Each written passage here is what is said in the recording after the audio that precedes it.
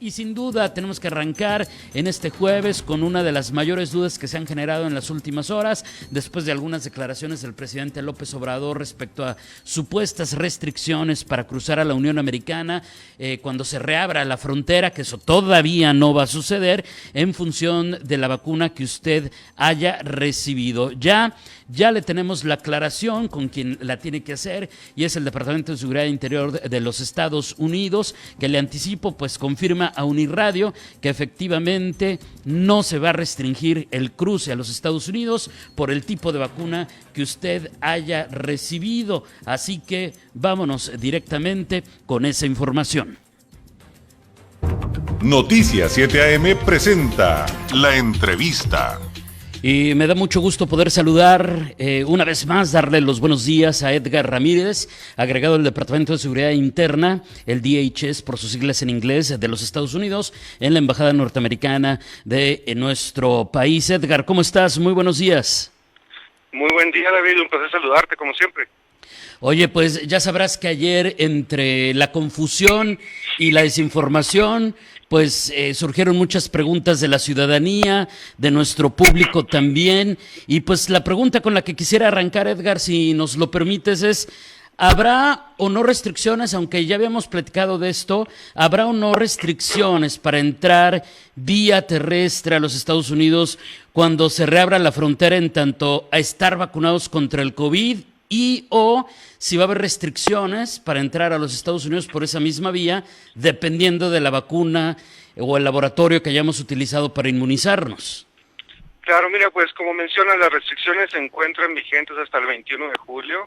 Te puedo decir que nos encontramos en conversaciones continuas con el gobierno de México al respecto para valorar lo que pudiera suceder después del 21 de julio, si se pudiera dar una relajación o si tuviéramos suerte de que se pudieran eliminar las restricciones.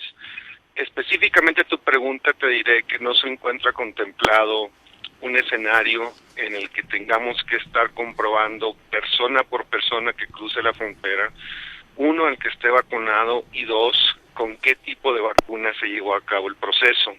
De nuevo, entendamos el lado práctico de un cruce fronterizo, donde el incrementar 1 minuto, 3 minutos cada inspección, simple y sencillamente es imposible por el volumen de gente que cruza la frontera. Claro, estábamos justamente analizando esta parte en la que Edgar, pues se habla acerca de los minutos que toma el que una persona pueda cruzar la frontera una vez que llega a la caseta con el inspector de la patrulla fronteriza, y sumando pues la gran cantidad de cruces que hay todos los días, pues las consecuencias que esto traería si le sumaran los minutos que implicaría revisar el tema de la vacuna, ¿no? Así es, y de nuevo tenemos que ser prácticos sobre lo que es la vida cotidiana y las operaciones en la frontera. Nuestra frontera, y aquí hablo México-Estados Unidos, la hemos diseñado en lo posible para ser un factor de detonación comercial, de detonación turística, para facilitar estos cruces, y por ende nuestra intención no sería aumentar algún paso burocrático que añada tiempo de espera a procesos que, como sabes, lamentablemente ya son bastante tediosos. Claro.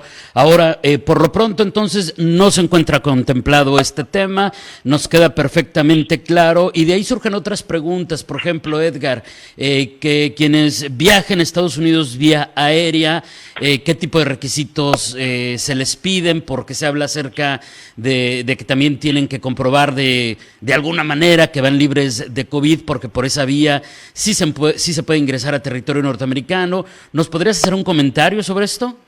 Claro, mira, las restricciones aéreas que continúan vigentes, una de las condiciones es una prueba COVID negativa, obviamente 72 horas antes de que parta el vuelo de donde salen hacia Estados Unidos. Existen restricciones que están ligadas a ciertos países, la Unión Europea, India, Brasil, algunos otros países, debido a los niveles de contagio que se conocen en esos países, donde las personas tendrían que estar fuera de estos países más de 14 días antes de abordar un vuelo.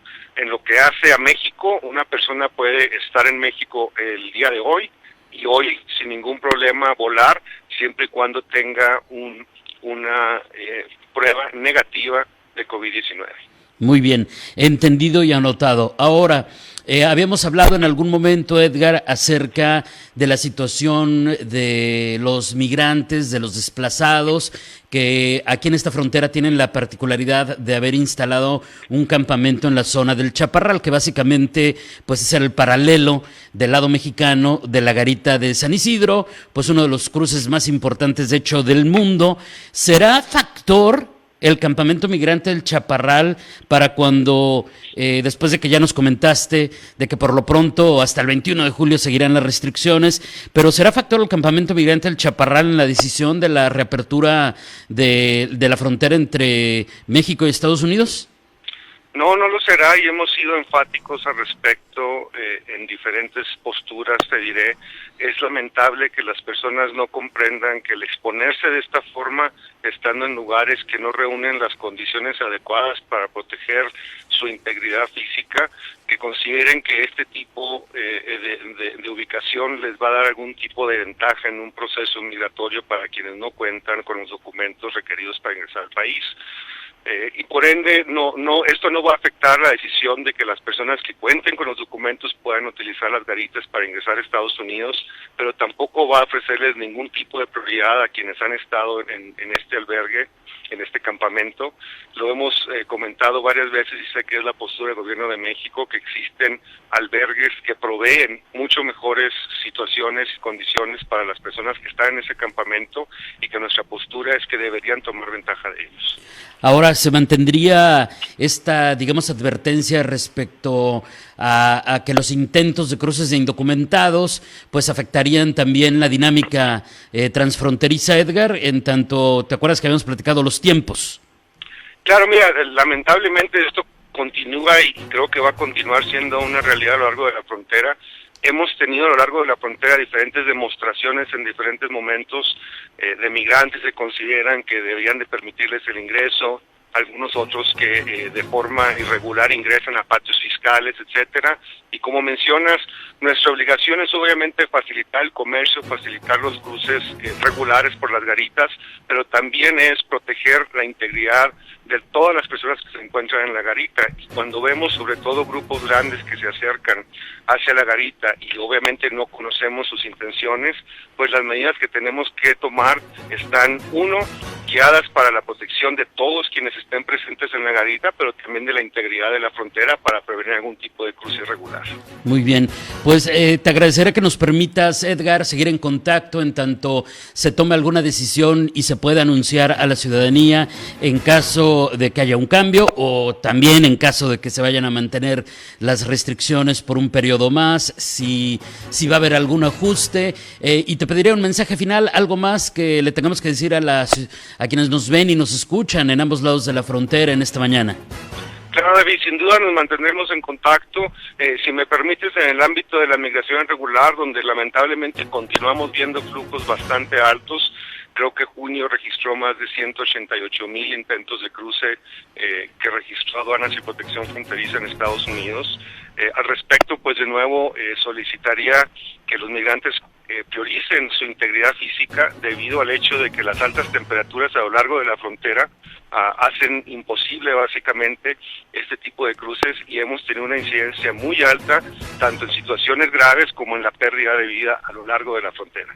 Sí, de hecho hay una ola de calor que está afectando de una manera impresionante a Canadá, a Estados Unidos, y si a la ciudadanía que supuestamente nos cuidamos de una manera entre comillas normal nos está afectando y ha generado muertes en Norteamérica, en esta parte de nuestro continente, sin duda, pues como bien ya lo explicaste, Edgar, pues hace que un migrante que intenta cruzar de manera indocumentada pues esté en mucho mayor riesgo. Edgar, muchísimas gracias, un abrazo a la distancia. Claro, igualmente, hasta luego. Es Edgar Ramírez, agregado del Departamento de Seguridad Interna, el DHS por sus siglas en inglés, de los Estados Unidos, en la Embajada Norteamericana en nuestro país.